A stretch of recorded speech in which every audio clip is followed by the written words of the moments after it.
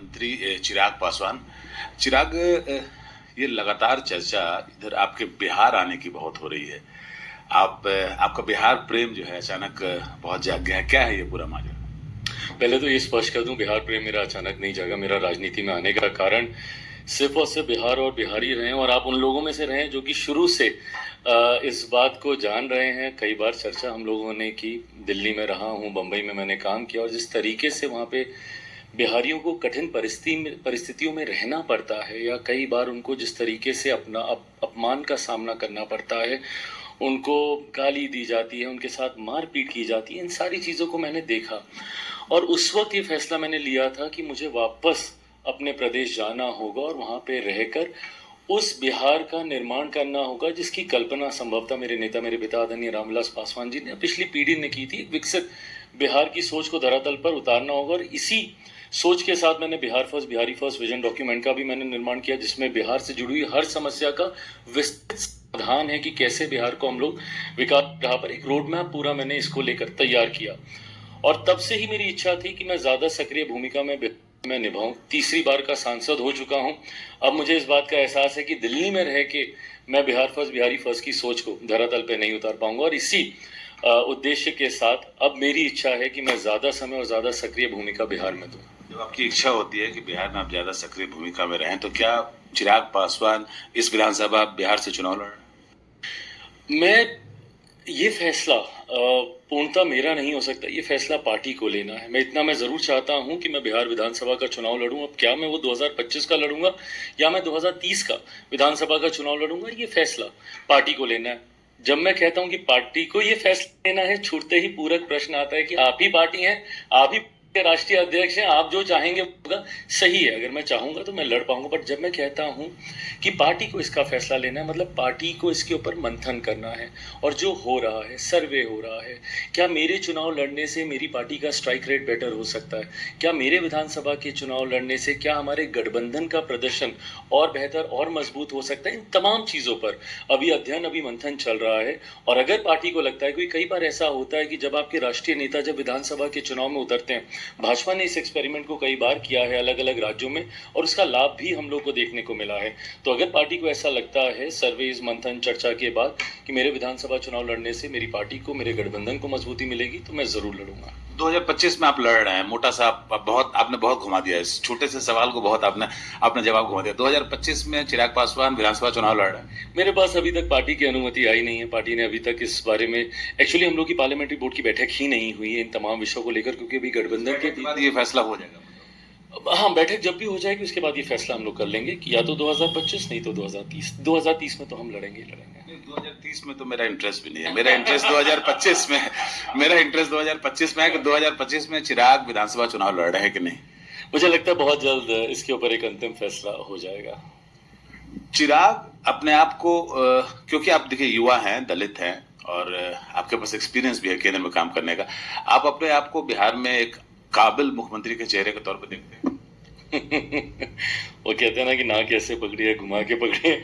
सवाल एक ही दिशा की ओर केंद्रित होता है।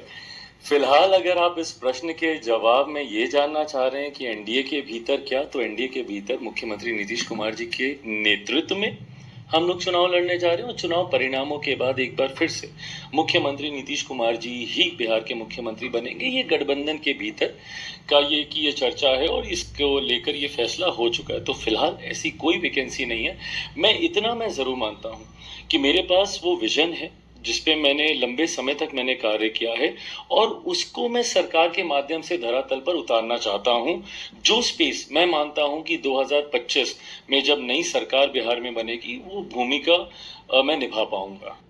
ठीक है, 2025 के लिए नीतीश कुमार चेहरे हैं, डिक्लेयर्ड है, बट जब वैकेंसी होती है तो चिराग पासवान भी एक कैंडिडेट हैं उसमें, आपकी भी पर्ची लगेगी। मैं बिल्कुल कहीं कोई कैंडिडेट नहीं हूँ और मेरी प्राथमिकता में भी कहीं कोई कैंडिडेट बनना नहीं है भाई। आप खुद जानते हैं, अगर मेरा लालच पदों को लेकर होता तो 2020 में भी तो मेरे पास ये मौका था ना। 2020 में अगर मैं गठबंधन के साथ मिलकर चुनाव लड़ता तो आज जो मैं केंद्र में मंत्री हूँ, मैं 2020 में ही मैं केंद्र में मंत्री बन गया होता। बिहार में मेरी पार्टी का प्रदर्शन बेहतर रहता गठबंधन के भीतर। आज जो राजद अपने आप को बड़ा दल कहता है, हकीकत है कि वो बड़ा दल इसीलिए बना क्योंकि एनडीए एकजुट होकर चुनाव नहीं लड़ा। आप पिछली बार 2020 के भी रिजल्ट आप निकाल के देखिए, वहां पे जनता दल यूनाइटेड के प्रत्याशियों को जितने वोट मिले और मेरे प्रत्याशियों को जितने वोट मिले, उन दोनों को आप कंबाइन कर दीजिए तो जीत उसमें एनडीए की प्रत्याशी की होती है। अगर आज की भूमिका में अगर एनडीए अगर 2020 में भी लड़ता और राजद फिर उसके बाद कहीं नहीं दिखता, मुझे नहीं लगता कि 20-25 सीटों से ज्यादा ये लोग जीत पाते।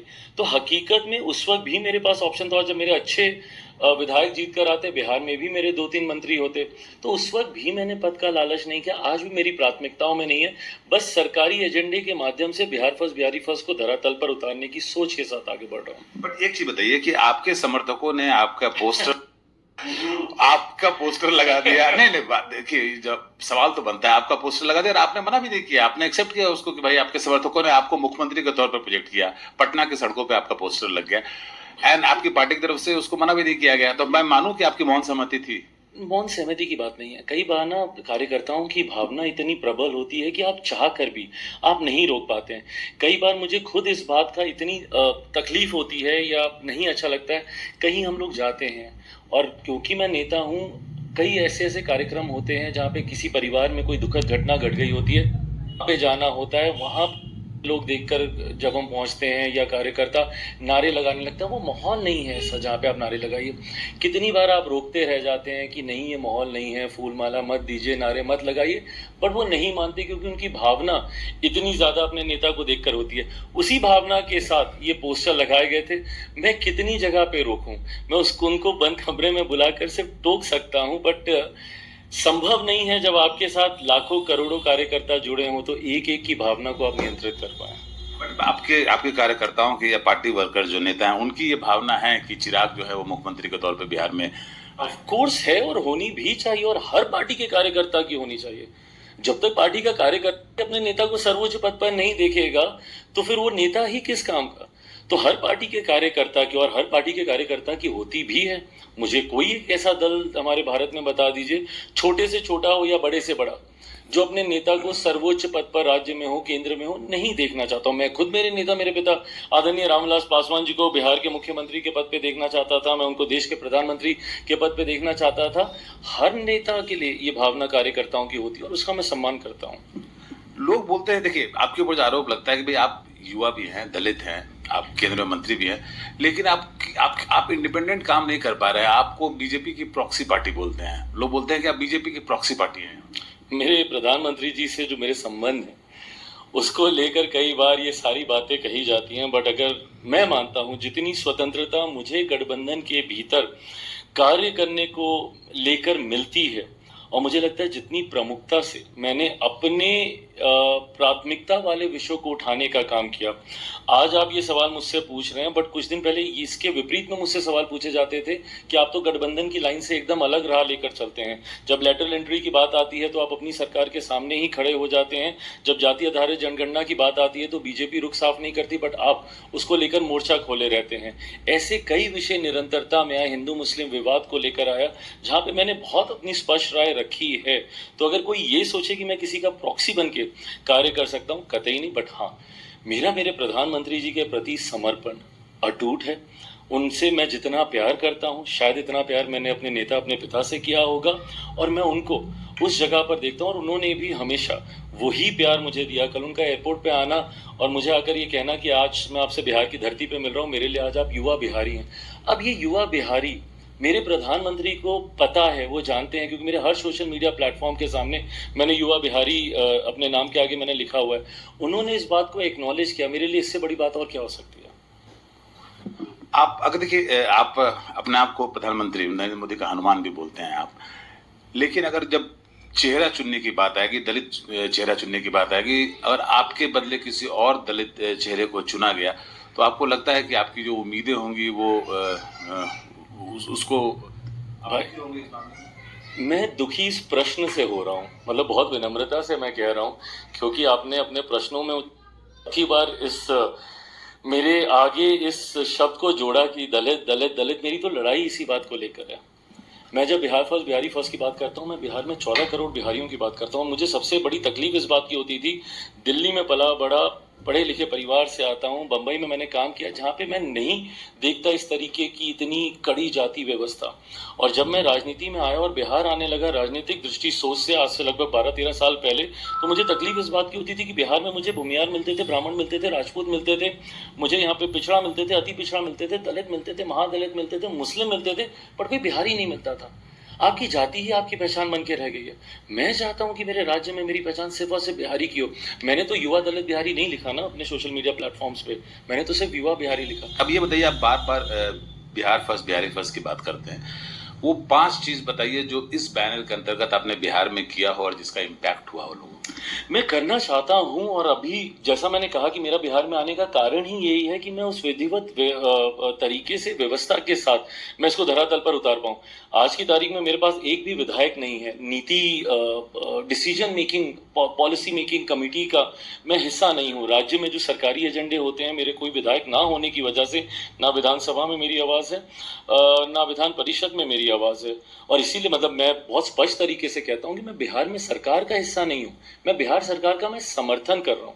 केंद्र में मैं सरकार का हिस्सा हूं। जब कैबिनेट में मैं बैठता हूं, कई ऐसे विषय जब आते हैं उस पर चर्चा होती है, मेरा अपना मत होता है, मेरी अपनी राय होती है। जब वक्फ बोर्ड का भी जब बिल आया था, उसमें भी मैंने स्पष्ट तरीके से अपनी पार्टी का मैंने रखा था कि इसको जेपीसी में जाना चाहिए, ताकि हर स्टेक होल्डर को कम से कम अपनी बात रखने का मौका मिले। उसके बाद जो फैसला सर्वसहमति से होगा वो लिया जाएगा। बट बिहार में अभी ऐसी परिस्थिति नहीं है, क्योंकि मैं किसी भी नीति निर्धारक समिति का मैं सदस्य नहीं हूँ। तो ऐसे में फिलहाल मैं उस पोजीशन में नहीं हूं कि मैं बिहार फर्स्ट बिहारी फर्स्ट को धरातल पर उतार पाऊं। इस बिहार विधानसभा चुनाव परिणामों के बाद यकीन है, मुझे पूरा विश्वास है कि मैं उस पोजीशन में मैं आऊंगा। और जब आप बिहार फर्स्ट बिहारी फर्स्ट की बात करते हैं, मैं मानता हूं कि 5 जो कार्य हैं जो करने की जरूरत है, सबसे पहले शिक्षा। जब तक आप शिक्षा पे काम नहीं कीजिएगा, जात पात धर्म मजहब से हम लोग नहीं उठ पाएंगे, और राजनीतिक दल निरंतरता में इसका लाभ उठाते रहेंगे। हम लोग को साथ में इंफ्रास्ट्रक्चर डेवलपमेंट पे हम लोग को कार्य करने की जरूरत है।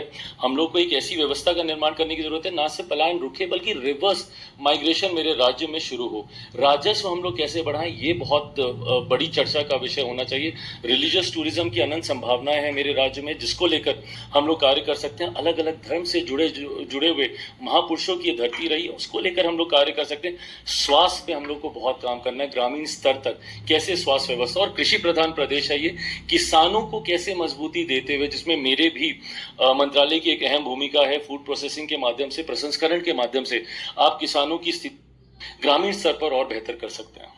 ये आप भी युवा हैं, और आपका जब कंपैरिजन होता है तो तेजस्वी से होता है, क्योंकि तेजस्वी भी ऑलमोस्ट आपके उम्र के आसपास के हैं, और उनके पास मास बेस भी ज्यादा है। और हम देखते हैं कि जब सर्वे कोई आता है तो सर्वे में उनको वो आपसे आगे दिखते हैं, उनके पास एक्सपीरियंस भी है, वो डिप्टी सीएम भी रह चुके हैं। तो आपको लगता है जब आपको कंपेयर किया जाता है तेजस्वी से, तो डू यू थिंक कि मतलब इट्स अ राइट कंपैरिजन? भाई, आप सोच रहे हैं कि कितनी बड़ी बात है ये कंपैरिजन ही होना।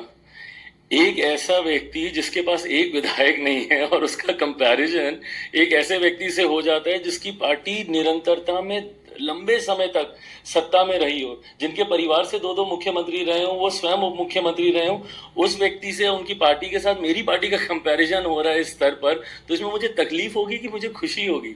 मेरी तो खुशी की बात है। मुझे तो तब भी खुशी होती थी जब मैं सिंगल सांसद की मैं पार्टी होता था और चर्चा होती थी कि चिराग को 4 सीटें मिलेंगी या 5 सीटें मिलेंगी। और हकीकत है, मुझे लगता है गठबंधन की राजनीति का इतिहास टटोल के देखिए, पहली बार ऐसा हुआ होगा कि 5 सांसद वाली पार्टी को गठबंधन में कोई सीट नहीं मिली, और वहीं सिंगल सांसद वाली पार्टी को 5 सीटें दे दी गई। बट मैं भी उनके विश्वास पे खरा उतरा, 5 ही 5 जीत के दिए, 100% स्ट्राइक रेट रखा। चलिए, बहुत बहुत धन्यवाद चिराग से बात करने के लिए। Thank you.